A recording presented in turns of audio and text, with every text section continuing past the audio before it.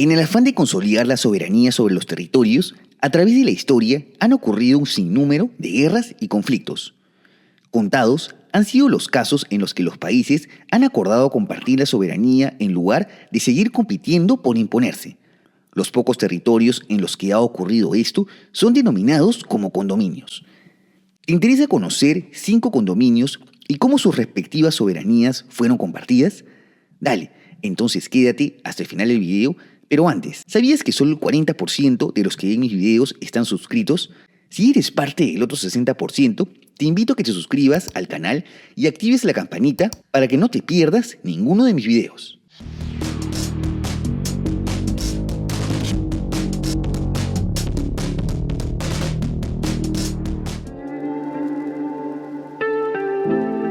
No es una sorpresa que desde su independencia, los Estados Unidos hayan emprendido una constante expansión hacia el oeste. Para inicio del siglo XIX, habían comprado la Luisiana a Francia, quedando su actual territorio más noroccidental bajo ninguna soberanía. Por su parte, el Reino Unido también se expandía por el actual Canadá y las disputas podían surgir en cualquier momento.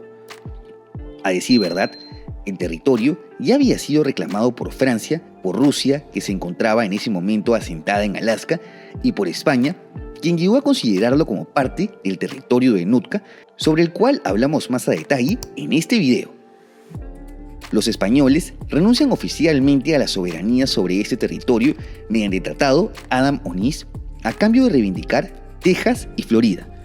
Con el Reino Unido, quien se venía extendiendo por medio de la Compañía de la Bahía de Hudson, se firmó el Tratado de Londres, en el cual, además de fijar la frontera en el paralelo 49 norte, se acuerda la creación del territorio de Oregón con una soberanía conjunta para evitar conflictos, que abarcaba la actual provincia canadiense de la Columbia Británica y los estados estadounidenses de Oregón, Washington, Idaho, así como partes de Montana y Wyoming.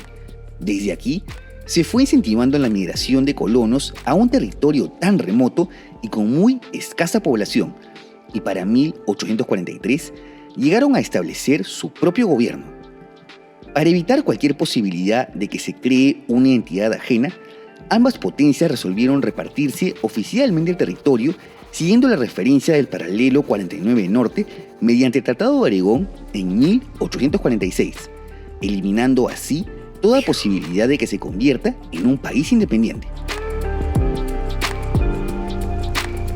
Andorra tiene un estatus jurídico sui generis. Es un coprincipado que tiene 2 jefes de Estado. Uno es el obispo de Urgel, una diócesis de la Iglesia Católica en Cataluña, y el otro es el presidente de Francia. Esta particularidad política es el legado histórico de que alguna vez el pequeño principado fue un territorio cuya soberanía era compartida por 2 entidades. Esto se remonta a la era de la Marca Hispánica, una zona colchón medieval entre el Imperio Carolingio de Carlomagno y los estados musulmanes que ocuparon la península ibérica, que con el tiempo se fue dividiendo en diversos condados. Uno de ellos fue el condado de Urgel, que llegó a ocupar el actual Andorra. En 1133, el conde de Urgel cede sus bienes al obispo de Urgel, quien a la larga tuvo que ponerse bajo la protección del condado vecino de Foix. Para evitar las constantes pugnas que existían ocasionadas por controversias sucesorias, se resuelve en 1278, mediante un pariache o carta feudal, que los territorios de la actual Andorra se conviertan en un condominio cuya soberanía sería compartida entre el obispo de Urgel y el conde de Foix. Mientras que Urgel pasó a ser parte de Cataluña, el condado de Foix fue oficialmente incorporado a Francia durante el siglo XVIII. Desde ese entonces, el título de copríncipe de Andorra pasa al rey de Francia y por sucesión al presidente cuando el país se convirtió en una república. Por su parte, Andorra iría ganando autogobierno progresivamente y no sería hasta 1982 que entra en función el primer gobierno netamente autónomo. Aunque las últimas reminiscencias feudales no se desarticulan hasta la Constitución de 1993, en donde los copríncipes pasan a significar un simbolismo como la reina Isabel II en Australia o Nueva Zelanda.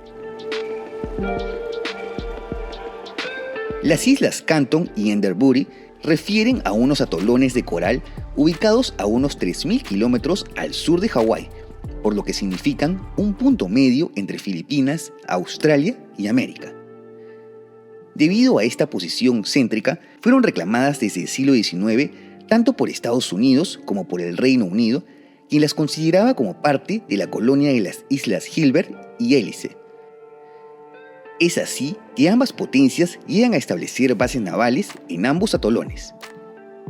En 1937 ocurrió un altercado entre buques de la Royal Navy y de la Marina estadounidense, por lo que el entonces presidente Roosevelt aprobó un plan para ocupar la isla de Cantón.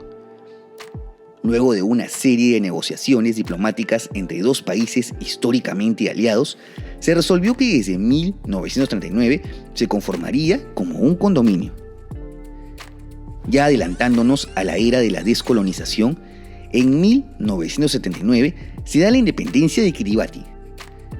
Se acuerda entonces que el Reino Unido y Estados Unidos entregarían la soberanía de ambos atolones al naciente país, siempre y cuando se guarden el derecho de mantener sus bases militares.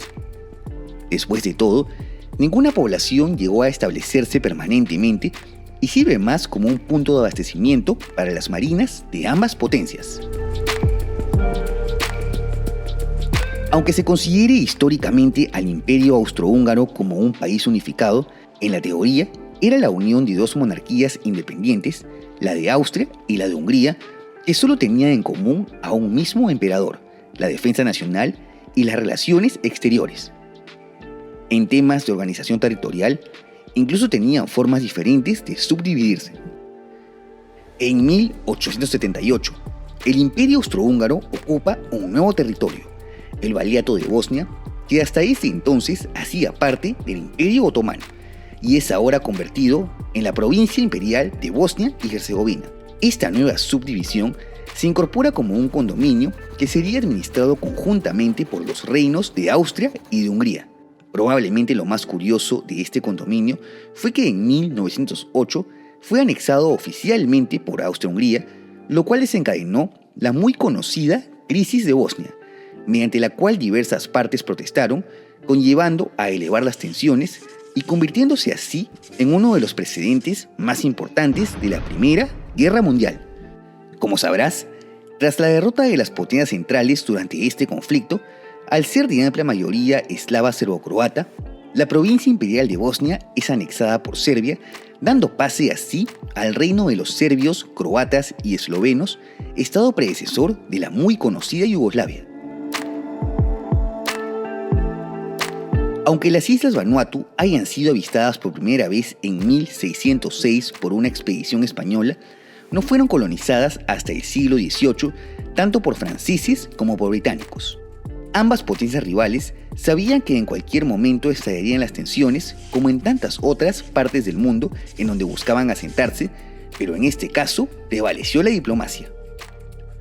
En 1906, ambos países firmaron un acuerdo en el que el archipiélago se convertiría en un condominio franco-británico bautizado como las Nuevas Hébridas, en referencia al archipiélago escocés. Vanuatu se consolidó así como un territorio en dos comunidades separadas, cosa que se mantiene hasta la actualidad. Algo así como Canadá con una provincia francoparlante y el resto angloparlante.